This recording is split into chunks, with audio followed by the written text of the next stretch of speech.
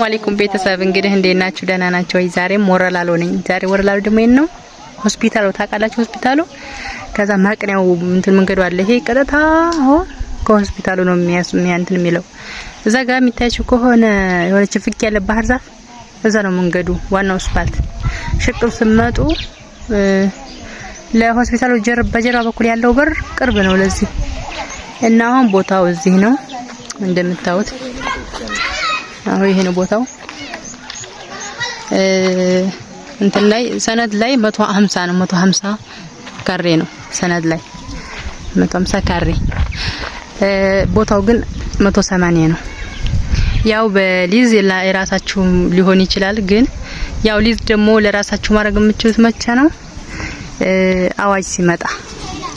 አዋጅ ሲመጣ የዛ ጊዜና ተከራክራችሁ 30 ካሬውን ለራሳችሁ ማድረግ ትችላላችሁ። እስከዛ ድረስ እናንተ እንቀሳቃሽ ነገር መስራት ትችላላችሁ። እዚህ ቦታ ላይ ከወደዚህ ነው እንግዲህ ከወደ መውጫው ላይ ነው 30 ካሬ ትርፉ ማለት ነው። ለምን ያው ቦታ ሲሸነሸን 10 በ15 ስለነበረ ይሄ ደግሞ 18 በ10 ስለነበር ለዛ ነው የሊዝ ቦታ የሚባለው። ሊዝ ማለት እንግዲህ ለመንግስት የሚከፈል ነው። ትርፍ ቦታይቱ ለመንግስት የሚሰጥ ነው። ግን ገና አዋጅ አልወጣም የክፍያ አዋጅ እና ሽቅብ ስክሩ ደግሞ እንደዚህ ሽቅብ ይወስዳል። ይሄ መጨረሻው ጭድ ያለበት ነው እንትን ያቆመው መንገድ የሚያቆመው።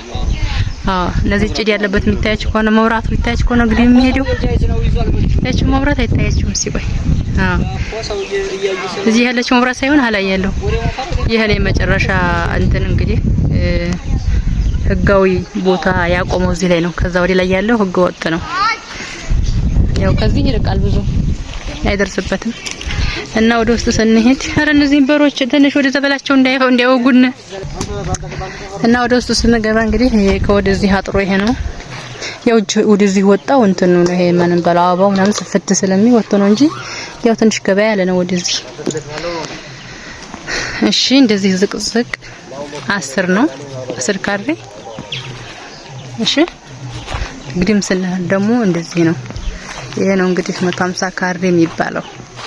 እንዳልኳችሁ ሰነድ ላይ 150 ነው። እሺ ቦታው 180 ካሬ ነው።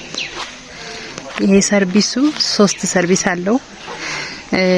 በሰዓቱም ተሳይሉት ቀርተው አዝሟል። ለመኖሪያ አይሆንም፣ ግን ዝንጠርጎ ስም ያዞራል። ሰውየው በዚህ ዋጋ ሊሸጥ የፈለገበት ምክንያት በጣም ስለቸኮለ ነው፣ ብሩን ስለፈለገው ነው እንጂ መቼም እዚህ ቦታ ላይ ግንባር ቦታ ላይ በዚህ ዋጋ አይገኝም። 3 ሰርቪስ በጣም ሰፋፊ ሰርቪስ አለው ውስጡ።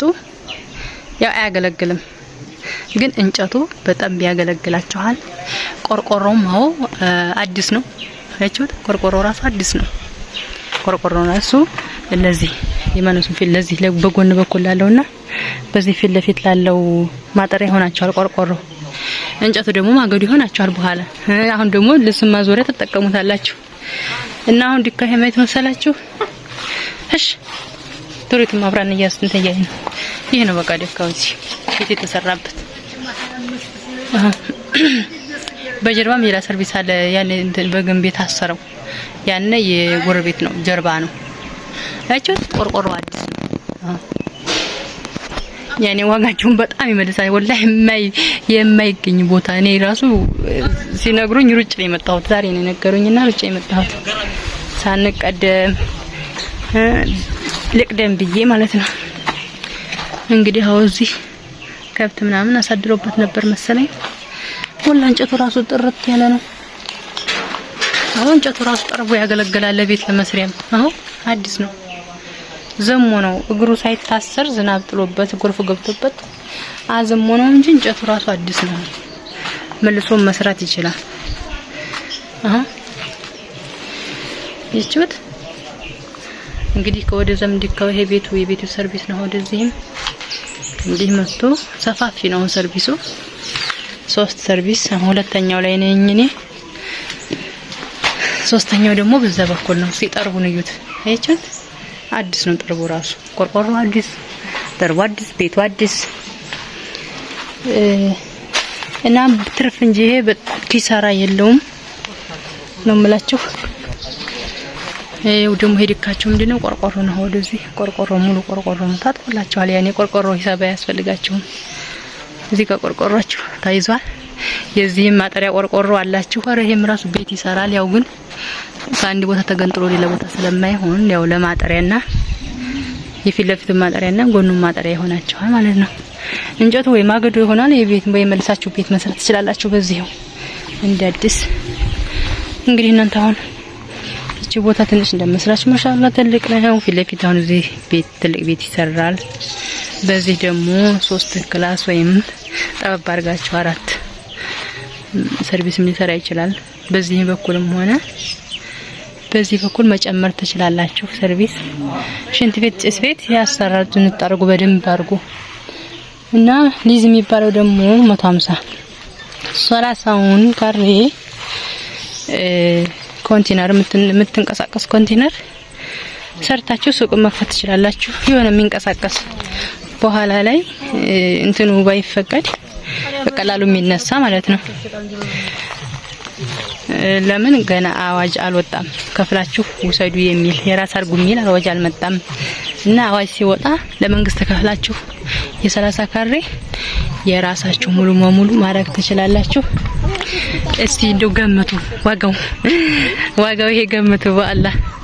እንግዲህ መቼታ ነው ያሳየኋችሁ 150 ካሬ በወዳ በኩል ስንት ነው? 23 ነው። አንድ ክላስ ናት። የስም ማዞሪያዋን ራሱ አንድ ክላስ ናት። ባለ 28ቱ ደግሞ 28 ብሎ 26 የሚሸጠው ጭራሽ ስም ማዞሪያ የለውም።